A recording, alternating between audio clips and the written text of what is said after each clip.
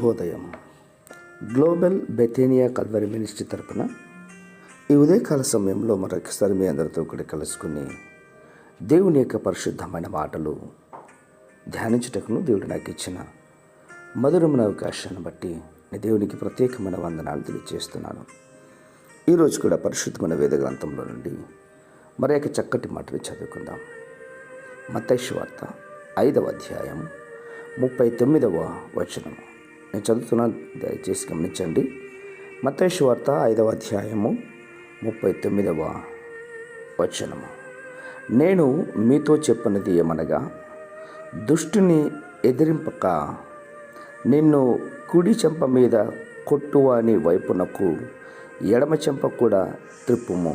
దేవునికి స్తోత్రం కలుగునుగాక. అవును ప్రియమైనటువంటి వాళ్ళరా, నిజంగా యేసు ప్రభు వారు స్థాపించిన సంఘం అయితే వారిలో కొట్లాటలు ఉండవు, అల్లర్లు ఉండవు, బూతుమాటలు ఉండవు. కేవలం వారి నోటిలో యేసుక్రీస్తు ప్రభు వారిని ధ్యానించటం తప్ప ఇంకేమీ ఉండదు. నిత్యము కూడా ఆయన స్తుతిస్తుంటారు, ఆయన్ని ఆరాధిస్తుంటారు, ఆయన గురించి పాటలు పాడుతుంటారు, వాక్యం మాత్రమే వింటూ ఉంటారు. ఇంత చక్కటి సహవాసం కలిగి జీవిస్తారు ప్రియులారా.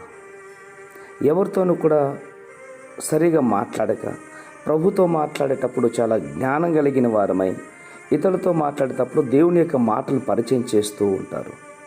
వారు పెద్దవారైనా చిన్నవారైనా, యవనస్తులైన, వృద్ధాప్యాయంలో ఉన్నవారైనా, ప్రధానులైన, గొప్పవారైనా, వారు ఎవరైనా కావచ్చు, వారితో మాట్లాడేటప్పుడు చాలా జాగ్రత్తగా, వినయంగా, భయభక్తులతో మాట్లాడి ప్రభుని చూపించేవారుగా ఉంటారు. వారి నోటి నుండి ఎప్పుడు కూడా పొరపాటును కూడా తప్పుగా మాట్లాడక నష్టాన్ని కొని తెచ్చుకోరు, నాశనాన్ని కొని తెచ్చుకోరు, అశాంతిగా జీవించరు. మన ప్రభు అయినటువంటి యేసుక్రీస్తు వారు వారి నోటికి అంత సౌమ్యం కలిగినటువంటి మాటలను బయలుపరుస్తారు. అవును, యేసుక్రీస్తు వారు మౌనంగా ఉండటం ద్వారా సాతాను, వాని దూతలు, వాని రాజ్యమును దేవుడు జయించాడు కదా. అదే సహనము దేవుని మీద ఆధారపడినటువంటి వారికి కూడా దేవుడు ఇస్తాడు అన్నటువంటి దాంట్లో ఎటువంటి సందేహం లేదు.